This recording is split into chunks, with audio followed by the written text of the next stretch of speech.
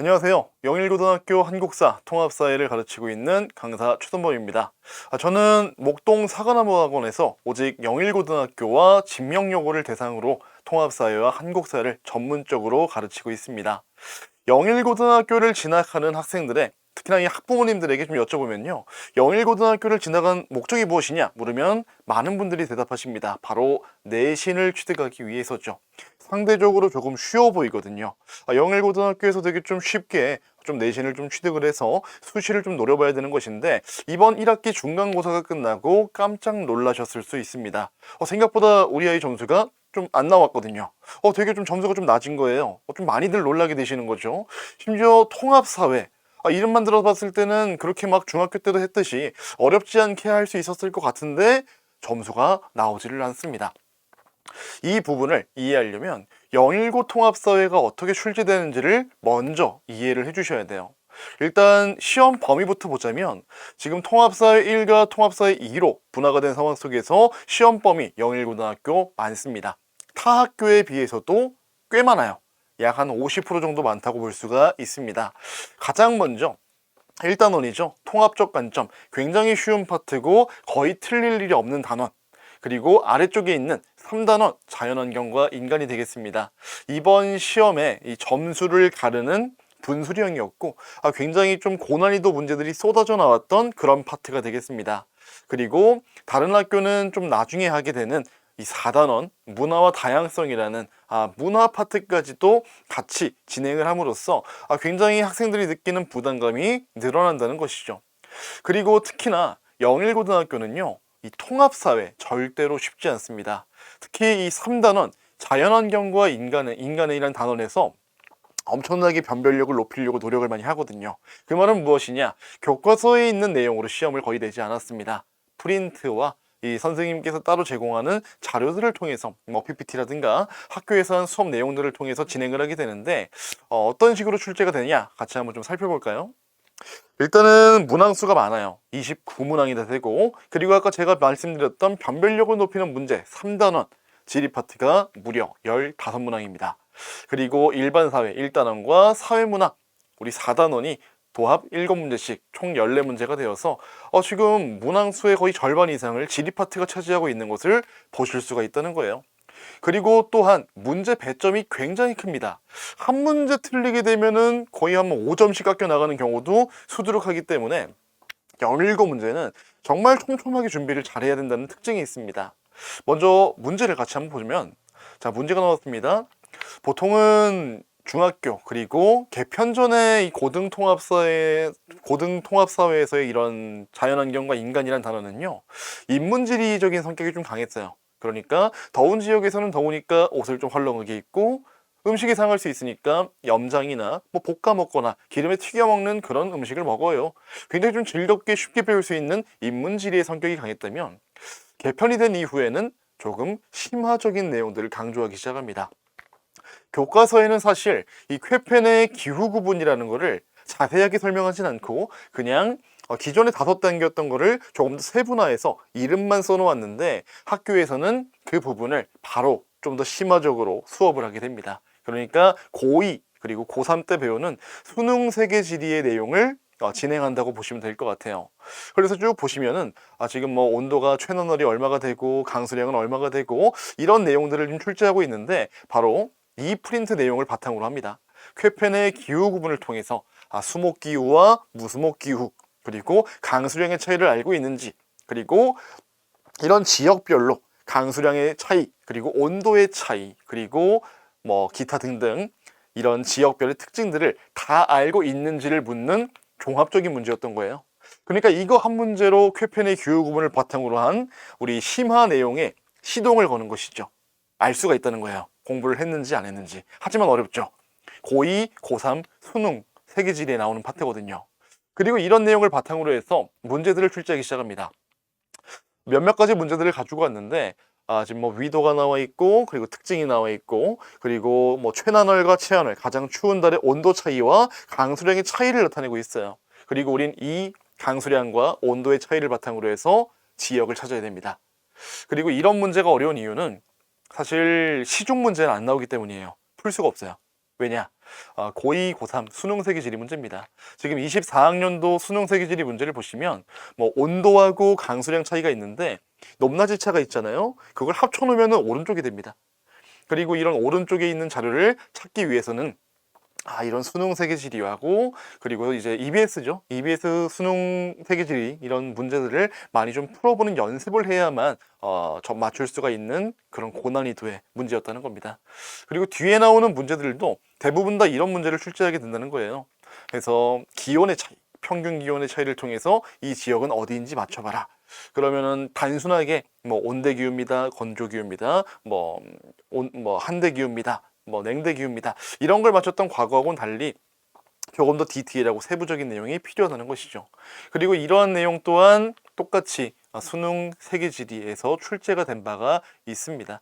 그러니까 지금 영일고등학교의 이 통합사회 문제는요, 수능 세계지리 문제를 그대로 가지고 와서 가르친다고 보시면 돼요. 그러니까 당연히 부담감이 늘어날 수 있고 문제 또한 어렵죠.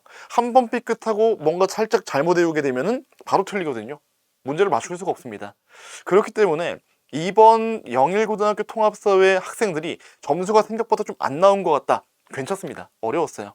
그러니까 등급을 좀 바라봐야 된다는 것이고, 우리가 영일고등학교가 통합사회가 이런 방향으로 출제를 하고 있구나 라는 거에 초점을 맞출 필요가 있다는 겁니다.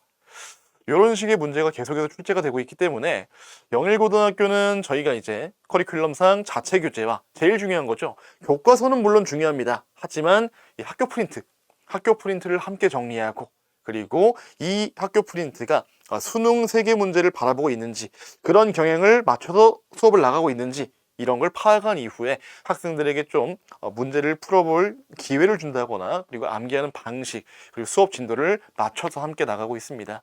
그렇게 해서 한번 정리를 하고 암기를 확인하고 문제풀이를 하는 식으로 커리큘럼을 구성해서 진행을 하고 있다는 점 참고해 주시면 좋을 것 같습니다. 영일고등학교 통합사회는 굉장히 어려워요. 그리고 지금 그러면은 어려운 3단원 끝났으니까 이제 어려운 거 안 나오겠네 라는 게 아니에요.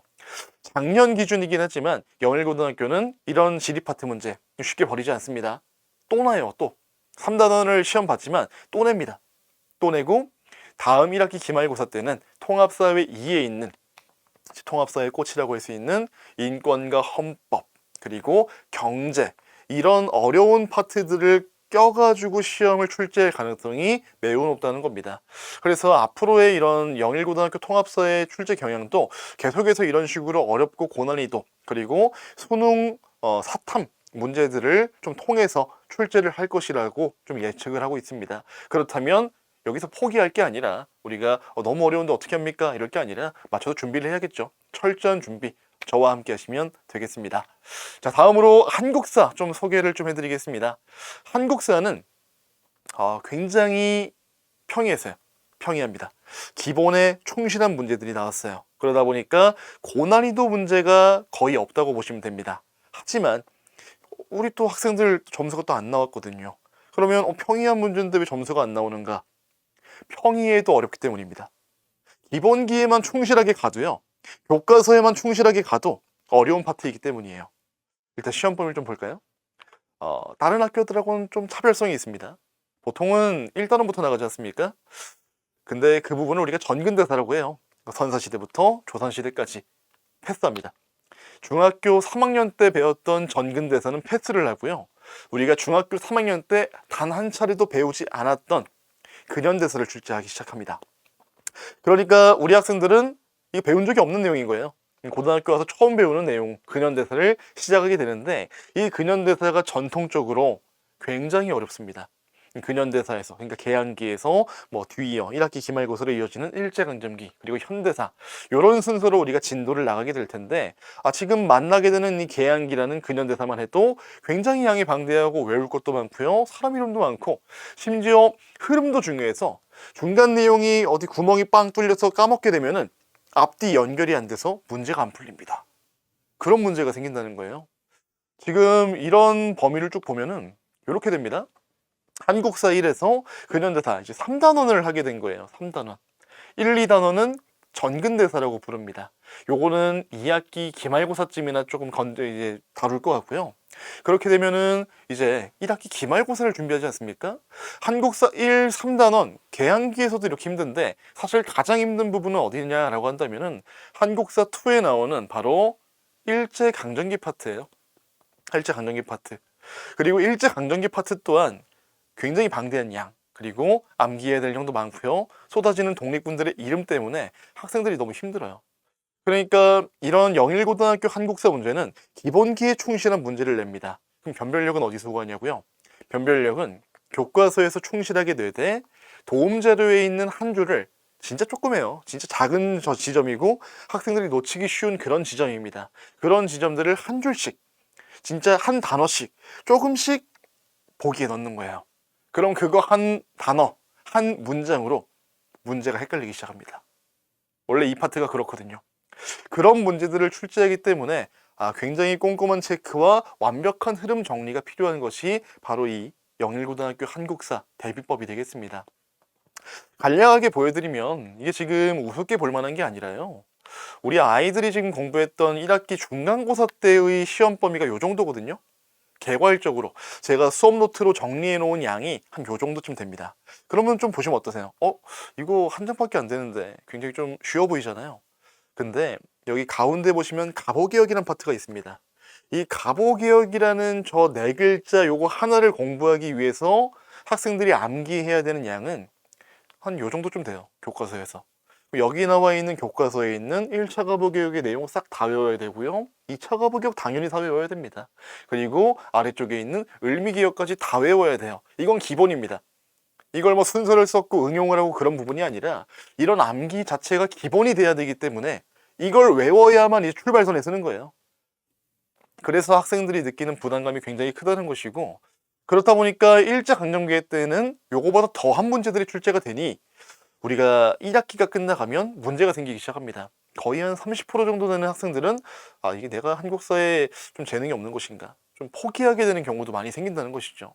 하지만 이 파트는 누가 공부해도 어려운 파트고요. 정말 기본기에 충실하기만 해도 굉장한 부담감으로 다가오기 때문에 이것 또한 등급을 좀 바라봐야 된다고 생각을 합니다. 전근대사랑은 다르고 한 번도 배워보지 못한 내용을 처음 배운 우리 학생들을 부모님들께서 점수가 생각보다 좀 원하는 점수가 안 나왔다라고 하더라도 우리 학생들 좀 격려 좀 한번 해주시고, 그리고 한번 교과서만 읽어보셔도 이 양이 엄청나게 방대하다는 것을 충분히 아실 거라고 생각을 합니다. 그래서 등급을 보되 확실하게 암기를 해야 되는 그런 방향성과 교과서, 그리고 흐름 파악이 굉장히 중요한 파트가 되겠습니다. 뒤이어 여기 1학기 기말고사 또한 일제강점기에서 흐름을 굉장히 강조하기 때문에 그러한 완벽한 흐름 정리, 그리고 문제풀이, 그리고 교과서 정리, 그리고 암기 테스트까지 할 수 있는, 가능하시다면 저와 함께 한다면 더욱더 높은 점수, 더욱더 높은 등급, 그리고 이 고3 때 수능 한국사까지도 좀 나아갈 수 있는 완벽한 개념 정리와 흐름 정리를 해내도록 하겠습니다. 통합사회와 한국사, 영일고등학교가 마냥 쉽지만은 학교가 아니라는 것을 꼭 인지를 해주시고, 통합사회도 어렵고요, 한국사는 내용이 어렵습니다. 그렇기 때문에 우리 학생들에게 좀 격려와 응원 한 번씩 해주시면서 1학기 기말고사 저와 함께 해주시면 감사하겠습니다. 영일고등학교 통합사회 한국사 1학기 중간고사 분석은 여기서 인사드리겠습니다. 감사합니다.